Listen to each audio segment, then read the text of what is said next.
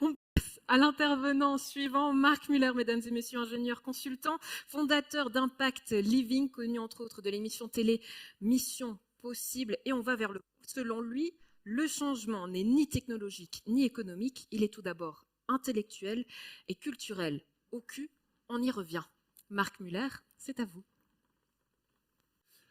Voilà, je vais parler de zéro carbone 2050 et du virage à prendre pour les entreprises locales, ou plutôt de l'épingle à cheveux qu'il va falloir mettre sur une autoroute 3 voies à l'heure de pointe.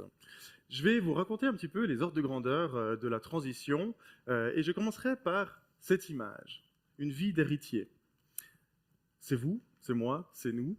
Un héritier, c'est quoi en fait? Un héritier, c'est quelqu'un qui à la naissance reçoit énormément d'argent, ce qui fait qu'il adopte un mode de vie qui lui est propre, et il vit toute sa vie comme ça avec des observations sur le monde qui sont quand même fortement basées sur le fait qu'il a peut-être un rapport à la pénibilité qui est différent des autres gens, au travail. Il observe des choses qui sont basées sur le fait qu'il a beaucoup de revenus et qu'il n'a pas besoin de travailler.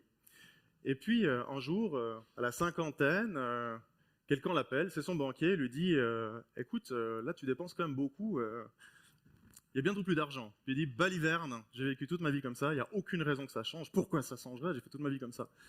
Puis son banquier, quelques années plus tard, le rappelle et lui dit ouais, bah là ça commence un peu à devenir compliqué, peut-être faudrait changer un peu de mode de vie. Baliverne, j'ai vécu toute ma vie comme ça. Il se trouve que cette personne, ben, elle va devoir apprendre à travailler. Et cette personne, je peux vous annoncer en fait que c'est vous. Vous avez reçu un héritage tous à la naissance qui est extraordinaire, c'est une planète.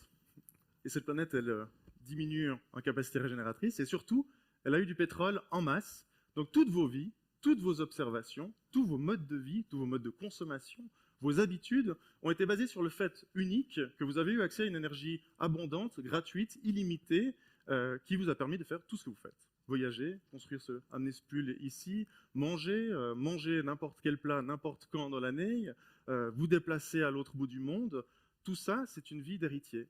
Donc toutes vos observations et toutes les théories qu'on fait sur les modes de vie, sur la façon de vivre, est basée sur le fait qu'on est des héritiers. Et malheureusement, le banquier a déjà appelé. Ça fait pas mal d'années qu'il appelle et qu'il vous dit, les copains, ça va changer. Ça va changer. Il va falloir travailler. Vous allez tous, moi avec, devoir apprendre à travailler parce que jusqu'ici, vous n'avez pas planté en clou. Et ça va être un sacré changement dans vos vies, je peux vous dire. Alors aujourd'hui, brûler ce pétrole, ça nous amène à des dérèglements climatiques, on les connaît, et on va se dire, les États se réveillent, la COP26, les engagements de Paris, zéro carbone en 2050, voilà le plan du canton de Fribourg, moins 50% d'émissions en 2030, et puis zéro net carbone en 2050, il faudrait que tous les pays occidentaux fassent ça, et que tous les pays en développement le fassent pour 2060, si on veut rester en gros sous les 2 degrés, qui est vraiment la limite maximum qui nous permet à peu près de vivre plus ou moins de façon sympathique à 7, 8, 9 milliards sur cette planète. Alors il y a encore plein de gens qui disent bof, les plans climat, c'est une histoire de gaucho, c'est pas vrai, on s'est adapté, des catastrophes naturelles, il y en a eu partout, tout le temps, au travers de l'histoire, des inondations. On va gérer ça, on a les moyens techniques, on a les moyens intellectuels. Disons qu'en Suisse, on est assez peinard parce que ça va bien se dérouler, on s'est toujours adapté. Ça, c'est ce qu'on entend à peu près tous les jours. Alors, pas de bol pour vous, parce que si on ne tient pas compte de la question climatique, il y a d'autres limites planétaires qui, de toute façon, vous ne rattrapez. Je vous présente ce graphique en 2 secondes sans rentrer dans le débat. C'est un graphique qui a été fait par le Shift Project dans le cadre d'un rapport qui a été fait avec le ministère des Armées françaises. Alors, si vous considérez que le climat, c'est une histoire de gros show, je pense qu'on peut admettre ensemble que l'armée française n'est pas tout à fait une bande de gauchos décroissants. Donc, en fait, ce que montre ce graphique, c'est qu'il y a une croissance à peu près permanente de la demande en pétrole. Vous voyez cette production qui augmente.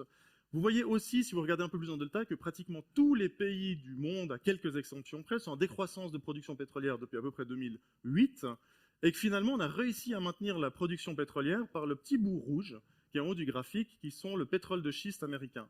Ce pétrole de schiste américain est très particulier parce qu'il demande des investissements absolument gigantesques à très court terme pour produire du pétrole de pas très bonne qualité et demande surtout énormément d'énergie pour être produit.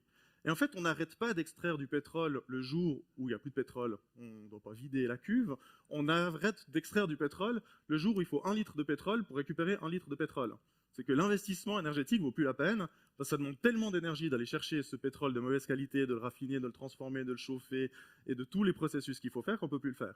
Et même si on est déjà à 1 demi-litre de pétrole d'investi pour récupérer 1 litre, l'effort financier qu'il faut fournir dans l'infrastructure, en technologie, pour récolter 1 litre de pétrole est absolument gigantesque.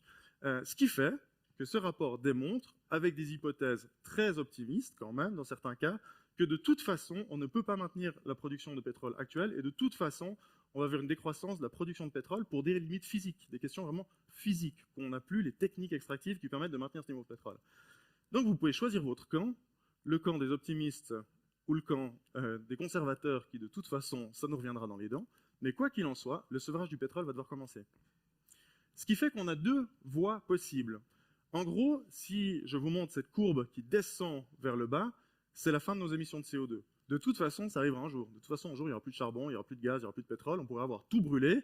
Donc, un jour ou l'autre, ça s'arrêtera. La question, c'est que le jour où on l'arrêtera, dans quel état est-ce qu'on va sortir de cette affaire ?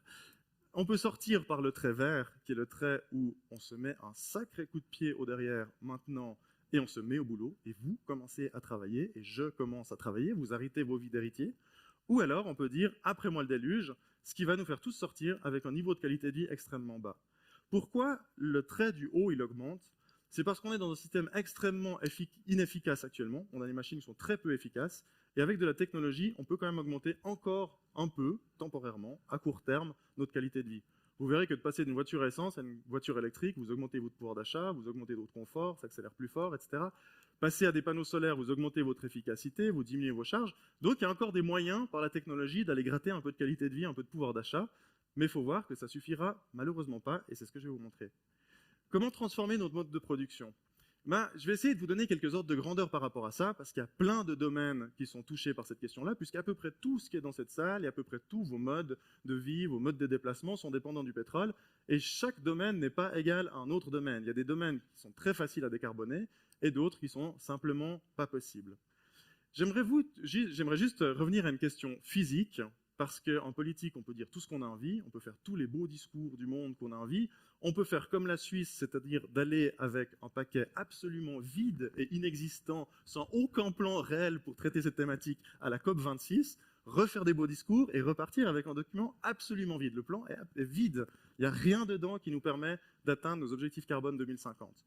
La base, c'est que si vous avez par exemple un tracteur et que vous avez besoin de 30 litres de diesel, je ne sais pas, pour labourer un champ, soit 30 litres de diesel, c'est 300 kWh.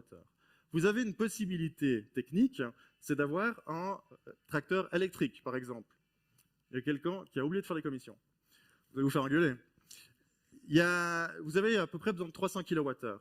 Si vous passez une voiture électrique ou une motorisation électrique, vous augmentez énormément l'efficacité. C'est pour ça que les voitures électriques consomment beaucoup moins d'essence, d'énergie qu'une voiture essence. C'est pour ça qu'il y a un gain très important à passer de la mobilité essence à la mobilité électrique en matière d'utilisation de ressources. Maintenant, l'hydrogène,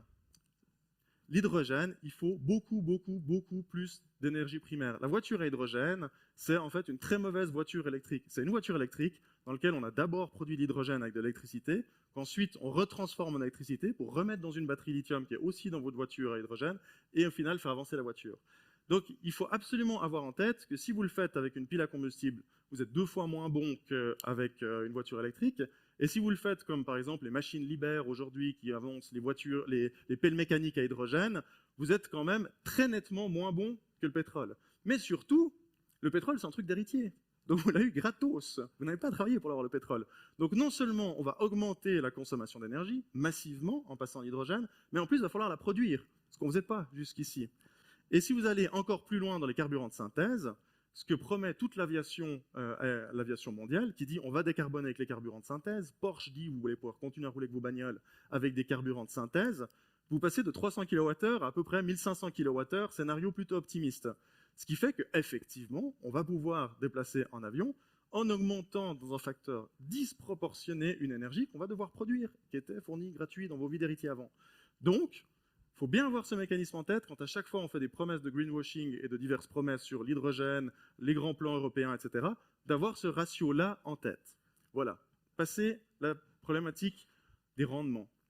Est-ce que le compte est bon avec nos énergies renouvelables? Est-ce qu'on va pouvoir passer nos modes de vie tout tranquillement aux énergies renouvelables? Vous voyez, en vert, c'est notre consommation d'énergie primaire globale. C'est tout ce qu'on consomme en Suisse, sur territoire suisse, comme énergie, électricité, chaleur, mobilité, les carburants, tout, vraiment l'énergie qu'on consomme en Suisse. En orange, vous voyez, c'est le petit rond nucléaire. Donc en fait, le nucléaire est un petit problème dans le grand problème. C'est en fait un tout petit problème dans le grand problème. Et puis, vous voyez le point vert à côté, c'est notre production d'énergie renouvelable développée ces 30 dernières années. Donc ça, c'est ce qu'on a fait en 30 ans, et ce qui nous reste 29 ans pour faire, c'est le cercle rouge. Sauf que la bonne blague, c'est que tous nos projets en Suisse se concentrent que sur notre énergie en Suisse et ne comptabilisent pas du tout une énorme partie de notre consommation. L'industrie aéronautique, il faut savoir que la Suisse n'a pas de plan pour décarboner l'aéronautique. C'est même pas dans notre consommation d'énergie interne, il n'y a juste pas de plan. On dit oui, oui, ils vont trouver des solutions. En gros, il n'y a pas de solution, il n'y a pas de plan. Donc il n'y a ni une mesure, ni une politique de comment on va réduire le nombre de vols ou décarboner. C'est vide. Comment on va produire nos habits en 2050 dans un monde décarboné, sachant qu'il n'y a pas de moyen d'amener des habits du Pakistan en Suisse de façon décarbonée, ça n'existe pas, et ça n'existera pas. Il y a la question de la production de matériaux de construction. Typiquement, on a des belles vaches en Suisse en été qui mangent du pâturage, et ben en hiver, une bonne partie d'entre elles mangent du soja brésilien importé avec du pétrole d'héritier. Donc, si vous voulez continuer à avoir vos belles vaches et votre chocolat Milka, il n'y a pas de solution, on va devoir réduire le cheptel parce qu'on n'a pas assez de nourriture dans un monde décarboné. Alors si on prend la promesse maintenant de l'hydrogène et des carburants de synthèse, qui est en gros la voie royale dont on nous abreuve absolument tous les jours, ça vous donne ça, parce que vous augmentez massivement l'énergie primaire. Donc vous voyez le point vert qui est un petit peu exagéré en taille, parce que je voulais quand même qu'on le voit sur l'image, il n'est pas à l'échelle, c'est en gros les progrès des 30 dernières années, et en bleu foncé, c'est en gros la promesse qu'on nous fait de pouvoir continuer à vivre comme ça sans changer nos modes de vie, parce que la technologie va résoudre le problème. Et puis, il y a encore une petite couche qu'il faut rajouter quand même, le glacis sur le gâteau, c'est qu'il n'y a plus aucun scénario du GIEC qui permet aujourd'hui, même si on avait une réduction massive demain de nos émissions de CO2, d'arriver aux objectifs de 2 degrés sans réduire nos émissions de CO2, donc de faire des émissions négatives, donc aller nettoyer la poubelle atmosphère dans laquelle on a chargé le CO2. Et ça, je peux vous dire, mon frère il travaille chez Climeworks, ça demande 1 tonne d'énergie. Donc ça, c'est la dette qu'il va falloir commencer à payer. Donc de notre énergie résiduelle, il faudra non seulement reboiser, ramener de la biodiversité, ramener de l'agriculture très différenciée, et en plus, avec des solutions technologiques, parce qu'on est trop tard, parce qu'on n'en a pas planté une pendant 30 ans, il va falloir aller rechercher ce CO2 avec des moyens technologiques qui vont nous priver encore d'énergie dont on aura besoin. Alors, moi j'aurais besoin de, typiquement vous, si vous pouvez me donner un petit coup de main. J'ai pris un petit jeu, voilà, que je fais avec mon fils. Je fais ça avec mon fils. Je lui apprends en gros les proportions. Et je me demandais si vous pouvez me donner un petit coup de main à jouer à ce jeu avec moi. Est-ce que vous arrivez à mettre l'étoile au bon endroit? Bien joué. Oh. Applaudissements. Elle est forte, hein? Est-ce que vous arrivez à mettre le rond au bon endroit? Parfait. Merci beaucoup. Maintenant, j'ai fait un jeu pour la municipalité de Gland qui s'appelle « Restons cool, on a encore 29 ans ». Chouette, on dépense le budget agile, c'est ça? Exactement. Comment? Exactement. C'est ça la question. Comment est-ce qu'on le dépense, ce budget? Ce trou-là représente la production hydraulique et des énergies renouvelables actuelles. Alors, soyez rassurés, le Parlement vient de déterminer qu'on allait booster à mort les énergies renouvelables. On va faire 11 TWh de plus d'ici 2030. Comment? Je ne sais pas, mais on va le faire. Ce qui fait que je me suis dit qu'on allait faire le trou ensemble de ce qu'on allait mettre en place avec le Parlement. Alors, j'ai pris un petit peu de matériel. Alors, j'ai pris ma perceuse chargée au solaire chez moi. Et puis, j'ai pris quelques mèches pour faire des trous. Alors là, j'ai différentes mèches. C'est pas celle-là. Alors, c'est celle-là. Ah, voilà, c'est celle-là. On va faire un petit trou ensemble. Ça, c'est ce qu'on va faire. C'est prochain. Je nettoierai la scène, hein. Faut pas en vouloir. Voilà. Ça, c'est notre plan 2030. Est-ce que vous pouvez mettre ça dans le trou, s'il vous plaît? Ça va être difficile. Hein. Non, il faut faire un petit effort. Ouais. Alors, ce qui est assez intéressant, c'est qu'à mon fils, on lui explique comment mettre l'étoile dans le trou, et c'est que 99% de la population est absolument persuadée que ça va passer là-dedans. Hein. C'est-à-dire la majorité des entreprises, de nos gouvernements, ils se disent « Eh non, et ça passe, hein, franchement, tranquille, continuez à consommer. » Alors voilà, alors du coup, j'ai aussi acheté une petite vis qui est là-bas au fond. Comme ça, la commune de Gland pourra fixer ça dans son bureau. Et j'ai fait une petite poignée arrondie, comme ça on peut jouer avec des amis. Dans les bureaux, quand on a des réceptions, qu'on discute de politique économique. Voilà, alors je me permets de vous offrir le jeu et la vis. Et je vous la prête volontiers avec l'énergie solaire pour visser dans le mur, si jamais. Voilà. Ça, c'est le plan. C'est le plan qui va régler tous nos problèmes. J'aimerais juste vous présenter ce graphique, qui est de l'Office fédéral de la protection de la population, qui caractérise, comme l'a dit Guy Parmelin, les risques de pénurie d'électricité. Donc, sachant que le point vert, c'est notre ambition, et le petit trou là, c'est notre ambition pour les 10 ans, est-ce que vous pensez que c'est quelque chose de réaliste, que finalement, on va continuer à consommer comme ça, et qu'on va compter sur tous les pays qui sont autour de nous, qui sont aussi en transition, qui doivent aussi décarboner, pour aller nous planter des milliers d'éoliennes chez eux qu'on ne veut pas faire, de faire de la géothermie profonde qu'on ne veut pas faire chez nous, et que librement, à bon compte, de façon abondante, vont nous approvisionner en énergie dans un cadre de récession pétrolière avec des problèmes d'approvisionnement de leur côté. Est-ce que vous avez l'impression que c'est le genre de politique économique qui peut nous mener à une sécurité énergétique? Moi, je ne pense pas, et d'ailleurs l'Office fédéral de la protection de la population non plus. Puisse ce graphique, vous y voyez rien, mais en gros, c'est des points qui déterminent toutes les misères qui peuvent nous arriver en Suisse. Monstre tremblement de terre, un train qui traverse la ville de Berne puis qui explose. En gros, tout ce qu'on peut avoir comme drame dans la Suisse. Vous voyez que le point en haut à droite, bleu, c'est la pénurie d'électricité. Donc là, on est à un risque sur 20 ou 30, je crois. Il y a une chance sur 30 que dans la prochaine année, ça arrive. Je crois qu'ils ont reclassé un peu plus haut, d'ailleurs, maintenant. Et sur la colonne de droite, c'est le coût pour l'économie. Donc eux, ils considèrent qu'une pénurie électrique a une chance sur 30, je crois une chance sur 15 maintenant d'arriver, et coûterait environ 300 milliards à l'économie. Tranquille, 300 milliards. Ça, c'est la Confédération qui le dit, c'est pas moi. Donc finalement, on se dit, faisons rien. Pourquoi on commencera à développer les énergies renouvelables, les innovations? On est tranquille. Il faut savoir que c'est le dégât, il n'y a rien de pire. Hein. Il n'y a aucun dégât qui peut être au-dessus de la pénurie d'électricité. Ils n'ont pas trouvé de scénario qui est pire que ce scénario-là. Donc voilà, je crois qu'on peut dire qu'il y a deux priorités, une qui est sympa et une qui est un peu moins sympa, c'est que peut-être on pourrait se mettre en transition, hypothèse, et la deuxième, dont je vais vous parler après, c'est l'adaptation et la résilience. La question, c'est qu'on a des tonnes d'actions dans nos vies, des entreprises autour de nous, on fait plein de choses. Il y a des choses intrinsèquement qui ne peuvent pas changer. Il y a des choses qu'on fait qui ont besoin de pétrole et on ne peut pas faire les mêmes choses sans pétrole. C'est impossible. Impossible, et je vais vous le démontrer. Il y a des choses qui peuvent changer. Si on se donne un bon coup de pied aux fesses, on peut changer. Et puis construire le changement, c'est les entreprises qui sont ici ce soir. Premier exemple, les Banana Chiquita.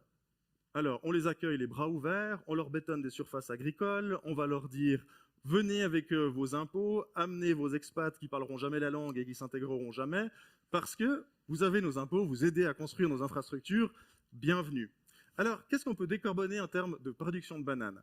Voilà, il y a plein de pays autour de nous qui produisent des bananes. On produit à peu près 113, ça fait millions de tonnes de bananes par année. Voilà typiquement des gros producteurs, c'est l'Équateur. Voilà la production décarbonable en bleu. Donc ça, c'est les pays qui sont autour de nous. Donc on peut imaginer avec des trains, avec peut-être un peu de camions électriques, on peut trouver un peu des solutions. On arriverait à peu près à manger ces bananes de façon décarbonée. Donc on pourrait continuer à manger en 2050. Ça représente 0,6% de la production mondiale. Donc c'est-à-dire que 99,4% de la production mondiale, de notre point de vue, là où on est, n'est pas décarbonable. Parce qu'il n'y a pas de solution de décarbonation pour traverser la planète, etc., produire des bananes à l'autre bout du monde. Ça veut dire qu'en 2050, vous ne mangerez pas de bananes. Simplement. Ça veut dire que Banana Chiquita, en 2050, seront en faillite. Ouh là, on n'a pas fait la transition climatique, et de toute façon, ça viendra plus tard, puisque la demande en pétrole va continuer à augmenter, la production va baisser, donc est-ce que vraiment on a envie de mettre du pétrole pour mâcher des bananes en hiver? Je ne sais pas. Se pose la question, et là c'est un peu les limites, de se dire, à partir de quel moment on commence à considérer que c'est un besoin collectif de commencer à se mettre un peu des limites, à dire il y a des choses qu'on fait, il y a des choses qu'on ne fait pas. Comme on le dit souvent dans l'écologie, on a accepté collectivement de rouler à 120 km/h sur les autoroutes, parce qu'on est tous d'accord que c'est mieux pour tout le monde de rouler à 120, alors qu'individuellement, j'aurais peut-être envie de rouler à 150, mais à 120 km/h, c'est mieux pour tout le monde. Ça va être la même chose sur certains produits de consommation. Alors là, c'est facile, je tape sur une multinationale que je ne connais pas, je suis sûr que chez Banana Chiquita, il y a des gens très bien, et c'est un peu cruel de les attaquer comme ça. Alors prenons peut-être un autre exemple. C'est beau chez vous. Alors moi, je suis fribourgeois, je trouve ça assez beau. Bon, Fribourg, c'est encore un peu plus joli, mais vous faites avec ce que vous avez, c'est pas mal, votre région. Il y a seulement 2-3 activités touristiques assez sympas. Je me permets de parler de cette activité touristique-là, puisque mon papa n'a mis ni plus ni moins que 30 ans de sa vie pour faire naviguer ses bateaux sur les différents lacs. C'est un des grands experts suisses de la navigation à vapeur et que lui-même a participé en tant que directeur technique à rénover ces bateaux-là. Donc autant vous dire que moi je suis né dans une machine à vapeur et que l'odeur de l'huile d'une machine à vapeur, je trouve ça absolument fantastique. Et j'adore ces bateaux. Mais voilà, comment on va faire avec le pétrole? Alors facile, les technologies. On va décarboner avec des carburants de synthèse ou de l'hydrogène. Je vous mets vite le calcul parce qu'il y aura de toute façon des ingénieurs à la retraite qui vont me demander les calculs à la fin de cette présentation, donc je vous les mets rapidement. Mais en gros, un bateau, c'est à peu près 25 litres au kilomètre, 6200 kWh au kilomètre à peu près, à l'heure, pardon. Vous multipliez ça, blablabla. En gros, vous obtenez que par année, pour un certain nombre d'heures de navigation, il faut entre 30 et 70 gigawattheures, plus ou moins, selon la façon dont vous faites le carburant de synthèse, que vous pariez sur des développements technologiques futurs, et ainsi de suite. Ça représente quoi pour nos 5 bateaux sur le lac Léman? Ça représente à peu près entre 40 et 100 éoliennes juste pour 5 bateaux. Et ensuite, il faudra des machines avec Climeworks qui vont vous extraire le CO2 pour pouvoir le combiner à l'hydrogène qui sera produit pour faire des chaînes de carbone-hydrogène, pour faire du carburant. Donc, je vais redessiner la navigation. Voilà, ça c'est pour 5 bateaux. Ça c'est pour 5 bateaux dans un monde décarboné. Donc là, je ne les ai pas mis chez vous, hein. Il y en a aussi un peu pour le Bas-Valais, il y en a un peu pour les Genevois aussi, et on a 5 bateaux. Là, c'est à peu près ce qu'il faut pour un bateau. Vous verrez, c'est assez joli, on a mis Climeworks dans les vignes. Franchement, le vin, on n'en a pas vraiment besoin. Hein. Donc on aligne les Climeworks dans les vignes, on met les éoliennes, et comme ça, on peut maintenir les bateaux. Ou alors, se dire, à un moment donné, malheureusement, mon papa, sa vie, c'était de rénover ses bateaux, et ma vie, à moi, sera de tout faire pour les mettre au musée le plus rapidement possible et les laisser à quai.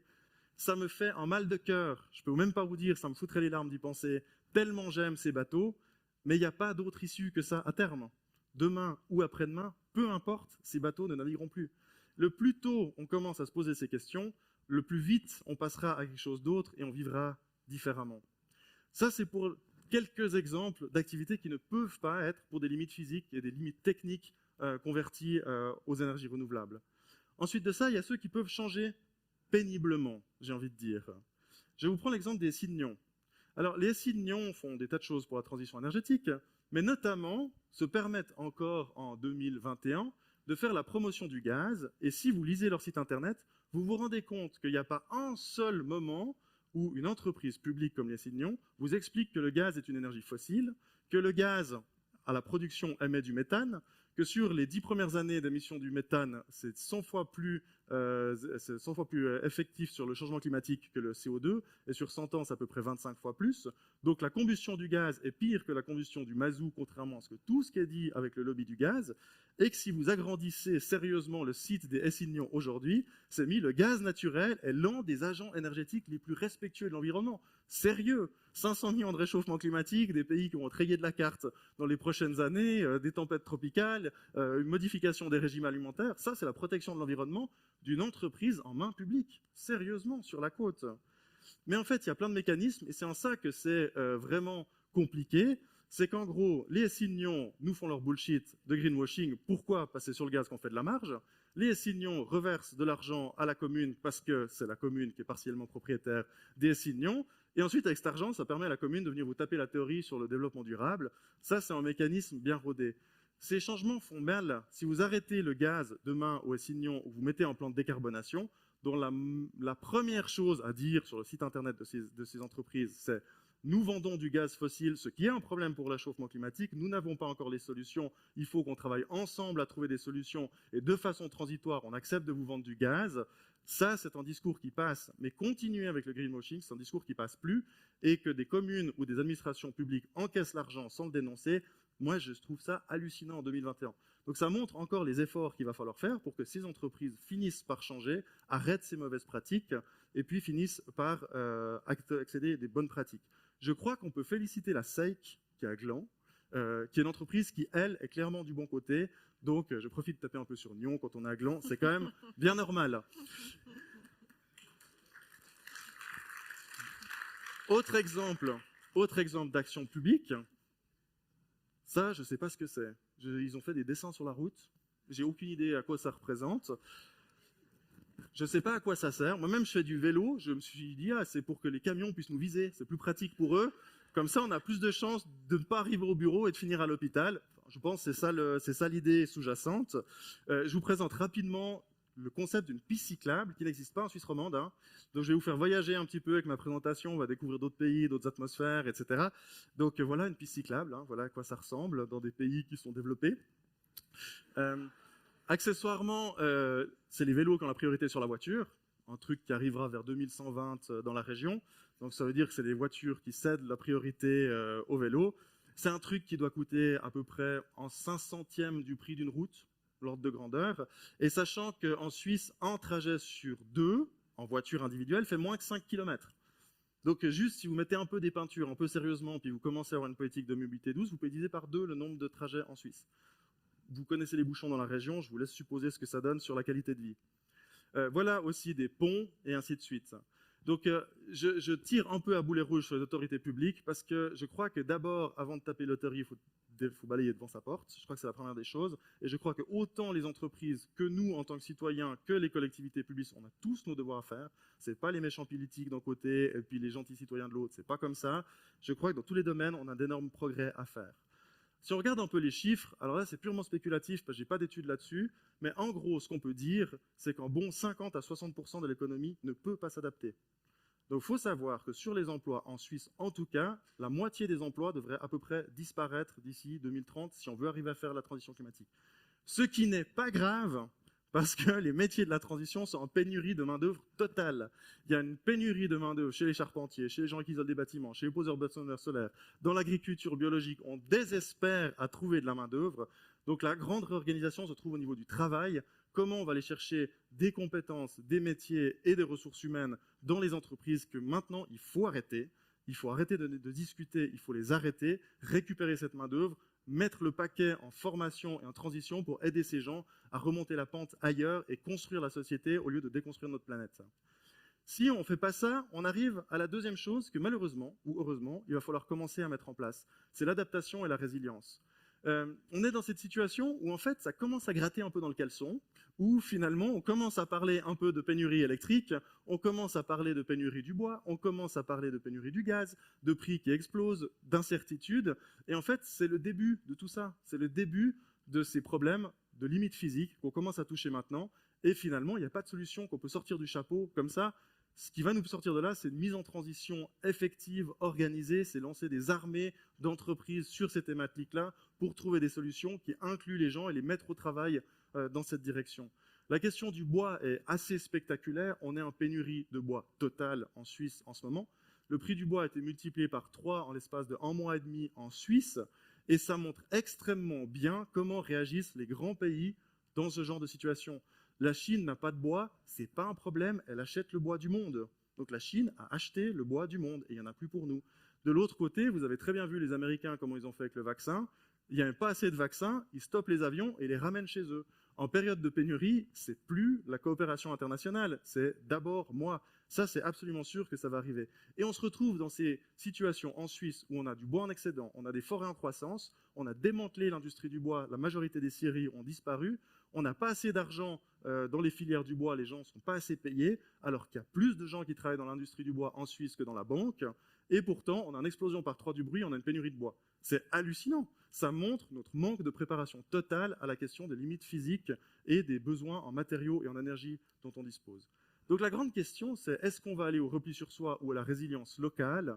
Et que ce qui est sûr, c'est qu'il y aura une période d'adaptation qui va être dure, qui va être très dure, parce qu'on a trop traîné et qu'on est trop tard, et que remonter la pente, ça va être long et compliqué, qu'il va falloir commencer à parler des questions de résilience. Qu'est-ce qui est important dans une région avant tout à avoir comme production, en nourriture, en énergie, qui doit vraiment être local, disponible, et qu'en cas de crise, on puisse compter là-dessus. Et puis sinon, va commencer la question de la défense de son patrimoine. Sachant que collectivement, on n'arrive pas, on est complètement hors trajectoire, beaucoup de gens vont commencer à se replier sur eux. On en rigolait ce matin avec la municipalité, mais en gros, à s'acheter des générateurs. Mais c'est pas que ça, c'est à dire maintenant, je vais protéger mon patrimoine. Comment je vais faire pour protéger mon patrimoine? C'est que je vais arrêter de collaborer, parce que je ne crois plus dans ces trajectoires. Et ça, on commence à le sentir maintenant, et c'est vraiment la pire des choses qui peut nous arriver. Donc, ce que j'aimerais dire ce soir, maintenant que je vous ai tous déprimés, c'est qu'il y a 1% des entreprises et des gens qui sont à la hauteur, qui ont compris les chiffres que je vous ai expliqués, qui ont compris la situation dans laquelle on était et qui ont envie de bosser maintenant, tout de suite. Ils veulent en découdre et ils veulent reconstruire cette économie. Et ces gens, il faut s'appuyer dessus. C'est ces gens-là qu'il faut aider, c'est ces gens-là à qui il faut ouvrir les portes. Il faut leur donner des liquidités, il faut trouver des systèmes pour eux. On a besoin de produire notre énergie localement et d'avoir les compétences qu'il y a avec, qu'on n'a pas. On n'a pas les installateurs aujourd'hui. L'industrie du bois, il faut faire un retour au CFC, il faut encourager les filières de charpentiers, de couvreurs, d'isolation des bâtiments avec des matériaux naturels. Il faut reconstituer ces compétences qu'on a partiellement perdues, contrairement à d'autres pays comme l'Autriche. Il y aura la question des retraites. Si on n'a pas d'argent des retraites qui sont placées dans le pétrole, il y a moins de retraites, voire plus de retraites.